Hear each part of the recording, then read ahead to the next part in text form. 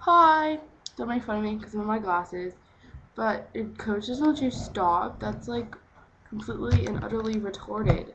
And haha, my video was longer than yours, so I win. I'm just kidding. But we don't even get buses to our games. We're not important enough, so don't feel like you coach not letting you stop is anything big. He just doesn't want you to stop because I'm not there, and it won't be fun without me. So don't worry. My mom's smiling at me like, oh my gosh, Terry, you're retarded. Um, oh, and I love my name on your wall. Yes, it's amazing. And the journal, I'm quite excited, a little nervous for it because bathroom breaks too. I mean, I gotta pee a lot, guys. You might want to put those in there. Um,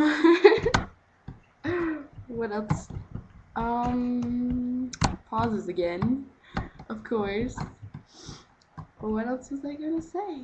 Oh, my friends. There's Megan. She reminds me of Morgan. She looks like Morgan, but she's so hyper all the time. Like she's acts like she's had 20 cups of coffee every day. But she's just the way she is.